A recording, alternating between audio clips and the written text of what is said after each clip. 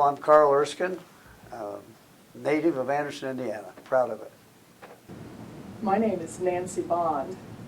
I'm an old Anderson Indian and a proud member of First Baptist Church. So I'm Larry Bond. I finally got my 50-year membership in here, which to me it has really been a blessing because of all the people I deal with that belong to this church. I'm Mark Jaggard. I'm the lead pastor here at First Baptist.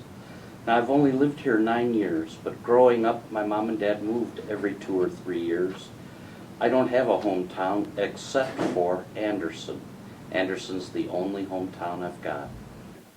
Well, we're here to celebrate, actually, 125 years of the First Baptist Church in Anderson, Indiana. We were born almost at the time the city was born, about 25 years or so different.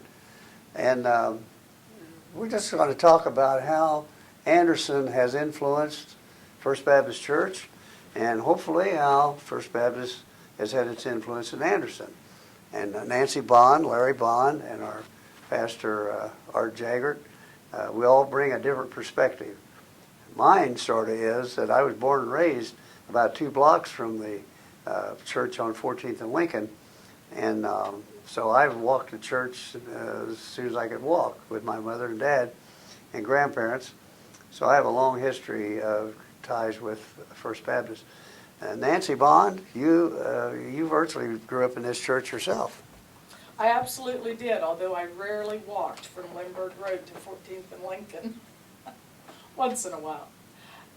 Yes, actually, I have 2 sets of great-grandparents who were charter members of this church in 1890.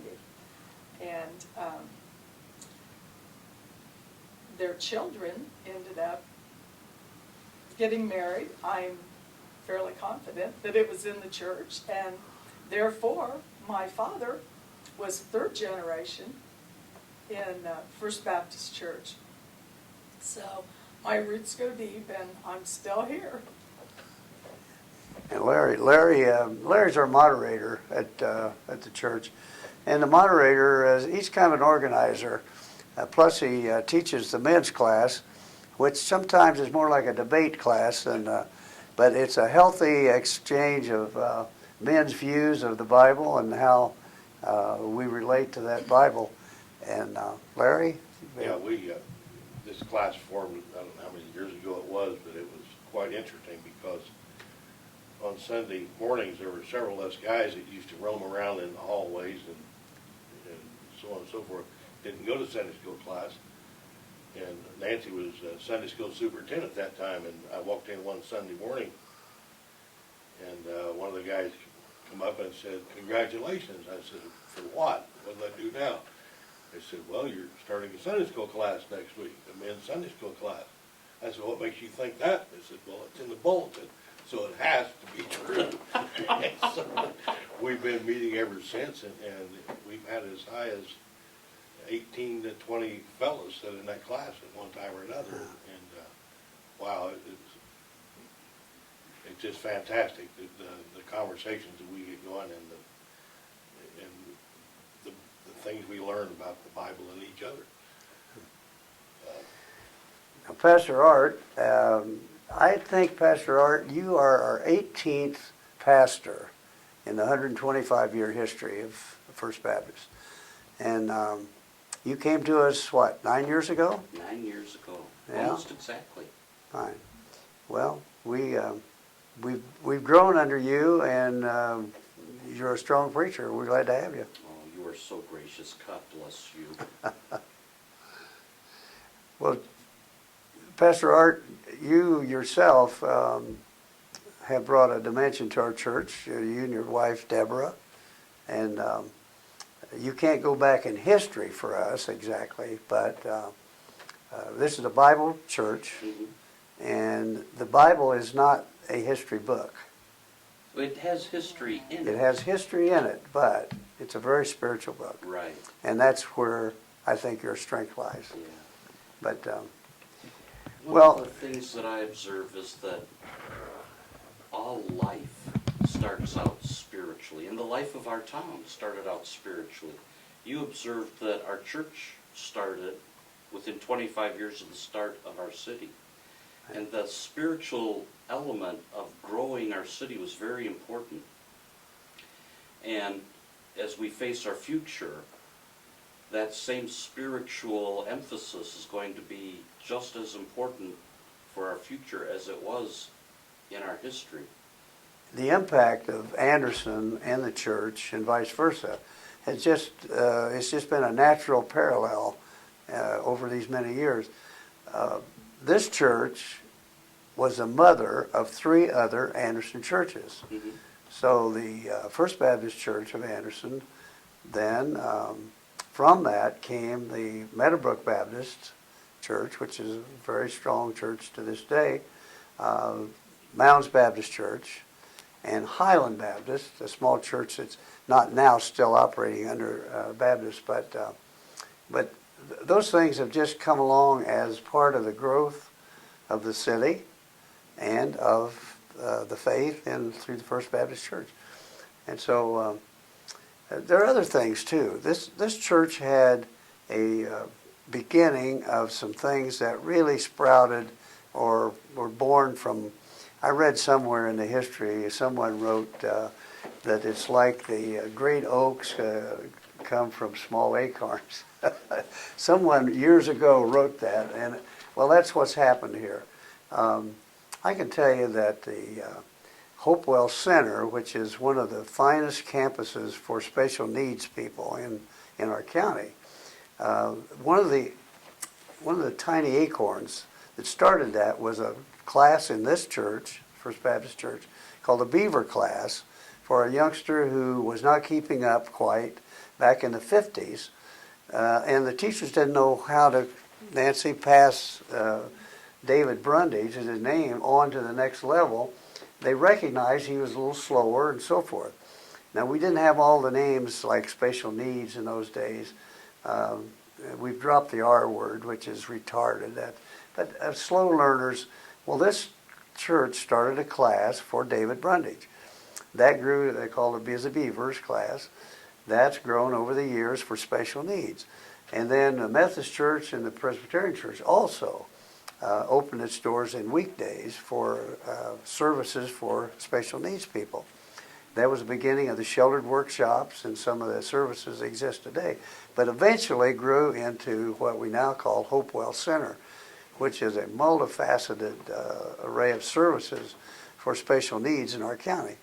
And so you'd say, well, that little acorn started right here, and it, of course, it had lots of help from the community along the way. But it's a real piece of history to talk about where we were and where we are today. Tommy Howard, aviation. What's that? Mission Aviation Fellowship. Mission Aviation Fellowship. All these things are things that have been the networking that's come out of First Baptist. Boy Scouts, for years and years, had troops here. Interesting, I hate to dominate the conversation here, but I get fired up because John Perry was a very meek, mild-mannered gentleman in this church.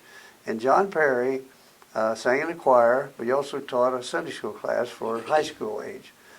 And he came over to the ballpark one day when they were playing in a scrub game out in the pasture. And he said, "You boys, why don't you come to Sunday school?" "Well, we're not too interested in Sunday school." "Why not?" "Well, we don't like girls." And I don't know why we ever felt that way. Anyway, now he said, "Well, we'll start a class just for you guys." So he did. So we came to the John Perry's class. And I had got elected Youth Week to be a deacon. Well, I finally graduated from high school. I'd go in the Navy for a short time, got out, and signed into pro baseball, and went from minor leagues to the big leagues in a couple of years. So all of a sudden, I'm 20 years old. I'm in New York City playing with the Dodgers. And so the writers want to know, where'd this kid come from and what's his life like back in Indiana? And they dug out that little nugget about being a deacon. And so Dr. Peel was a famous minister in New York, started Guidepost magazine. and he wanted to get an interview with this kid from Indiana that mentioned his church was a deacon.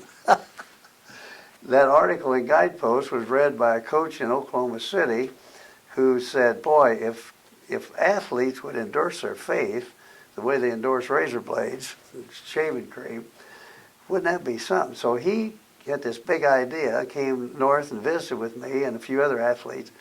That was the start of the Fellowship of Christian Athletes. So you might say that little acorn kind of started with John Perry. Amazing. Now, I've lived a few years, and one of the blessings of older life is that you see that. You see that long perspective, and you see small things that develop into great outcomes. Bad things can also develop into bad outcomes. That's what is a blessing to me of this church and this community. Has been so great for me and my family, Anderson, Indiana. I have a saying, TAF, try Anderson first. Don't go shopping down the road. Don't go to some other place. Try Anderson first. It's a great place. You know, one of the things that we're so involved in with the rest of the churches in the community is United Faith Housing. You know, we talk about the youth. You know, we need some place for the older folks to be taken care of, and we are very involved with United Faith Housing. You know, Nancy's put together a lot of the old documents, pictures, and we've had them displayed in the church involving a lot of the community organizations in Anderson as well.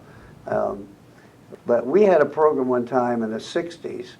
Reverend Phillips, Melvin Phillips was our pastor, and he was a very active person in the community. And he organized a program called the SEE program, S-E-E, Simultaneous Evangelistic Effort.